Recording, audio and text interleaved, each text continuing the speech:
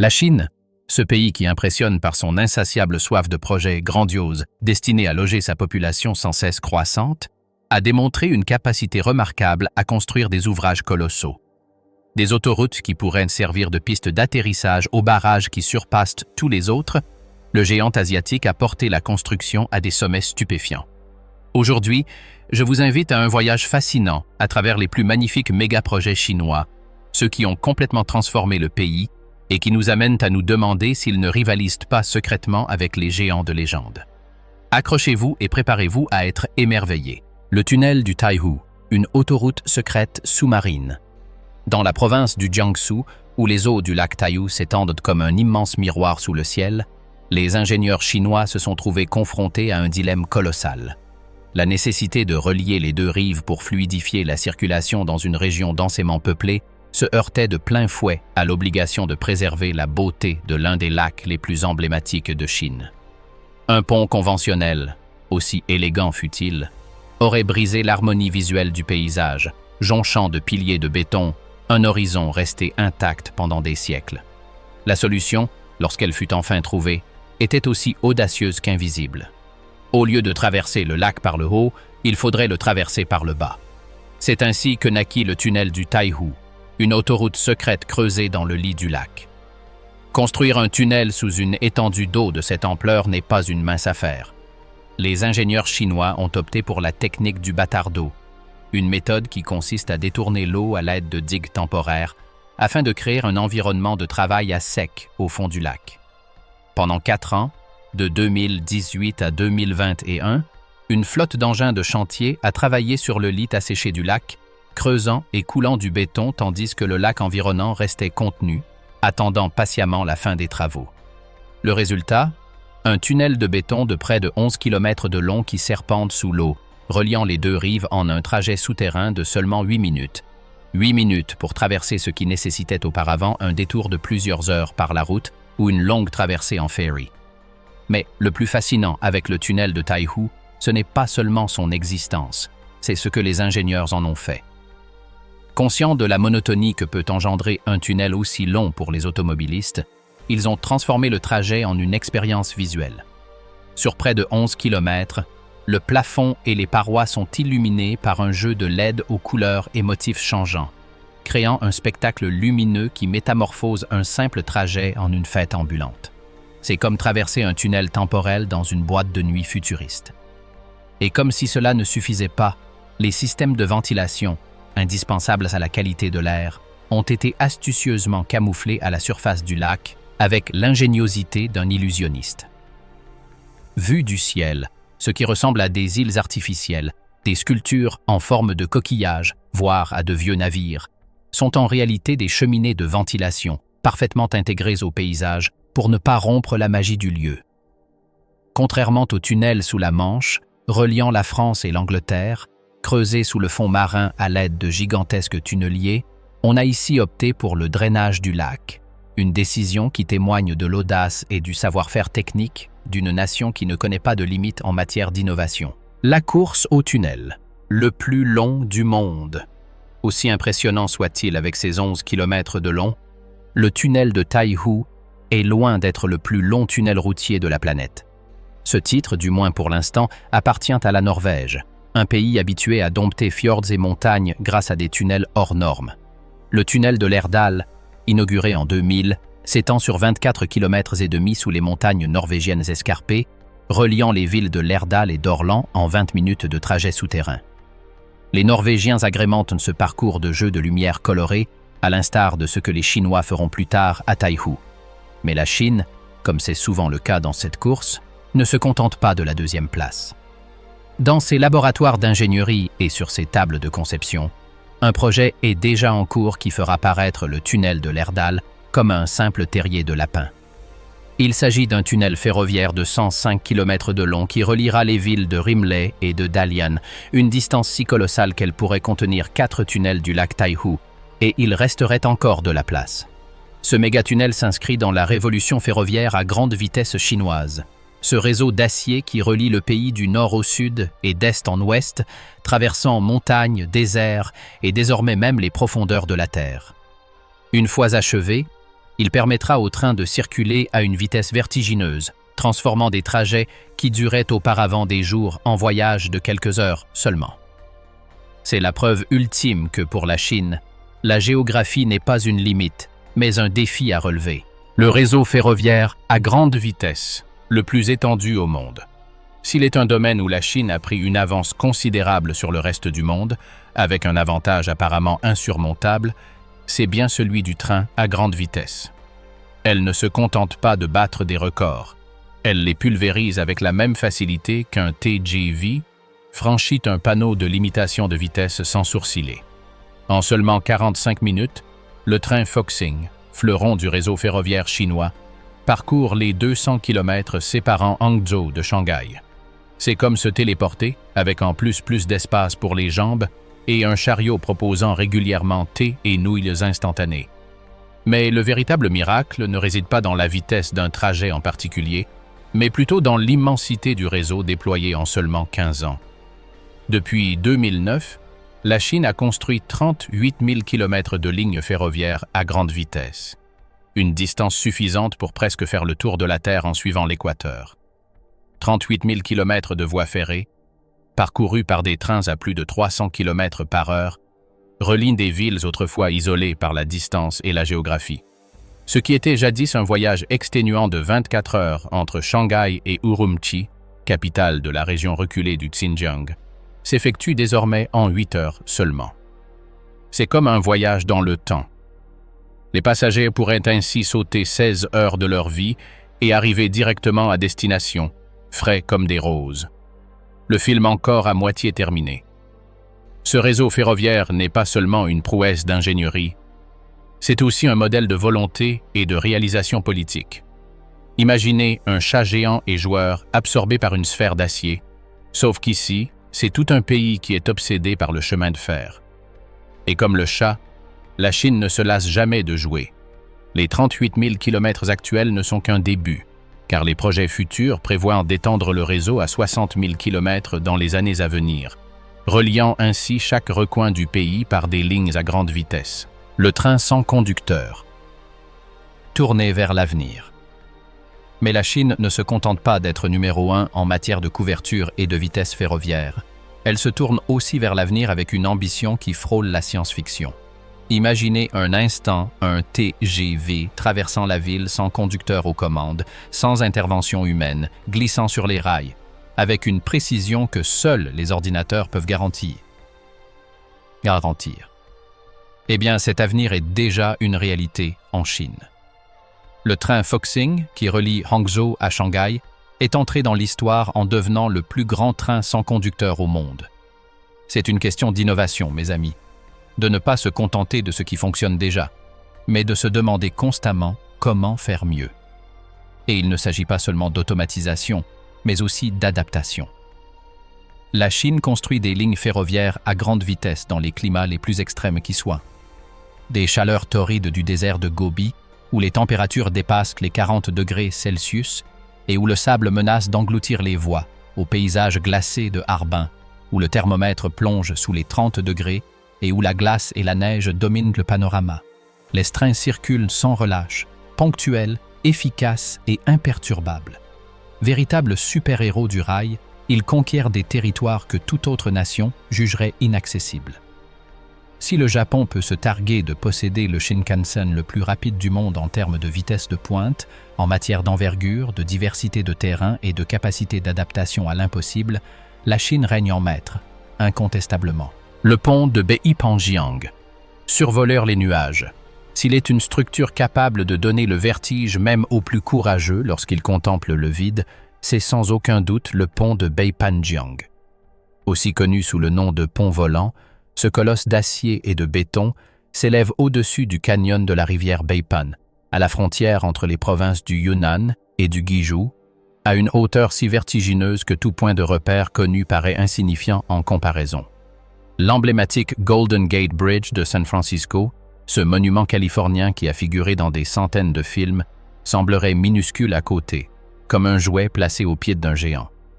On pourrait loger l'Empire State Building tout entier, avec ses 102 étages et ses 443 mètres de hauteur, sous le tablier du pont de Beipanjiang, et il resterait encore une marge de plus de 100 mètres, largement suffisante pour qu'un jumbo jet puisse voler en dessous sans risque de toucher la structure. Les chiffres, dans ce cas précis, sont tellement impressionnants qu'ils sont difficiles à appréhender. 565 mètres séparent la route asphaltée du fond du canyon, une distance équivalente à la hauteur de 2 tours Eiffel superposées ou d'un gratte-ciel de plus de 180 étages. Pour se représenter l'ampleur de la chose, si l'on jetait une pièce de monnaie du point culminant du pont, elle mettrait plus de 10 secondes à atteindre le sol, suffisamment longtemps pour que le lanceur se demande si elle touchera le fond. Et pourtant, malgré ses dimensions presque mythiques, le pont de Beipanjiang n'est pas une structure titanesque en termes de poids ou de volume. Son secret réside dans sa conception, dans l'élégance avec laquelle ses câbles d'acier répartissent les forces pour le maintenir suspendu au-dessus du vide, comme par magie. Mais ce pont suspendu n'est pas seulement une merveille technique, c'est aussi un outil de transformation sociale et économique. Avant sa construction, traverser le canyon de Beipan nécessitait un voyage de plus de 4 heures sur des routes de montagnes sinueuses, parsemées de virages en épingles à cheveux et de pentes vertigineuses.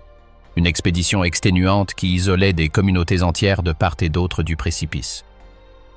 Aujourd'hui, ce même trajet s'effectue en quelques minutes, un simple clin d'œil. Les conducteurs qui osent le traverser, si leur courage les retient, découvrent un paysage de nuages qui flottent souvent sous le niveau de la route. Rouler sur le Beipanjiang, c'est comme voyager au-dessus des nuages. C'est éprouver la sensation que le monde réel est resté très loin en contrebas, tandis que l'on glisse sur une route qui semble mener droit au ciel. La Provence des ponts impossibles. Si le pont de Beipanjiang était le seul colosse de ce type dans la région, cela suffirait amplement à faire du Guizhou une province à part. Mais la réalité est que cette province du sud-ouest de la Chine, l'une des plus montagneuses et accidentées du pays, semble avoir fait de la construction de ponts impossibles une véritable obsession nationale. 3 des 5 ponts les plus hauts du monde s'y trouvent, dans un rayon de quelques centaines de kilomètres seulement, comme si les ingénieurs rivalisaient d'ingéniosité pour atteindre des sommets toujours plus hauts, surpasser leurs propres records et les battre à chaque nouveau projet. Pourquoi le Guizhou? La réponse tient à sa géographie. Cette province est traversée par le massif karstique, une formation rocheuse calcaire que la nature a sculptée pendant des millions d'années en un paysage de grottes, de fissures, de dolines et de profonds canyons. C'est un territoire magnifique, mais terriblement difficile à construire pour tout ingénieur. Les montagnes ne sont pas des massifs solides et stables, mais plutôt des structures criblées de crevasses, de cavités imprévisibles et de zones où le sol peut s'effondrer sans prévenir. Construire des routes classiques ici relève du casse-tête logistique, et creuser des tunnels est souvent impossible en raison de l'instabilité du terrain. La solution, une fois de plus, fut de prendre de la hauteur. Au lieu de percer les montagnes, les ingénieurs chinois décidèrent de les survoler. Mais pour cela, il leur fallait des points d'appui, et ces points devaient être situés dans des zones au sol minimalement stables. Ainsi, dans un entre-deux géologique digne d'un dessin animé, les ponts du Guizhou s'élevèrent toujours plus haut, cherchant constamment un terrain stable au-dessus des grottes et des fissures. C'est comme si la province elle-même jouait à cache-cache avec les ingénieurs, les obligeant à se surpasser sans cesse pour ne pas être vaincus par la géographie. Une précision technique s'impose toutefois afin d'éviter tout malentendu. Quand on dit que le pont de Beipanjiang est le plus haut du monde, on parle de la hauteur de son tablier, la chaussée sur laquelle circulent les véhicules, par rapport au sol ou à l'eau en contrebas. Mais il existe une autre notion, celle de la structure la plus haute, qui désigne la hauteur totale de l'ouvrage, pylônes et tours compris. Dans cette catégorie, le champion du monde est le viaduc de Millau, en France, dont les tours culminent à 343 mètres au-dessus de la vallée du Tarn. C'est une question de nuance, de définition, mais cela n'en rend pas l'ouvrage moins impressionnant. Car si Millau est une merveille d'élégance et de hauteur, Beipanjiang règne en maître sur le vide, le pont qui surplombe le abîme comme aucun autre dans l'histoire de l'humanité. Une quête de 20 ans. Jusqu'à présent, nous avons voyagé sous les lacs, sur des voies ferrées traversant les déserts et par-dessus des ponts défiant les hauteurs.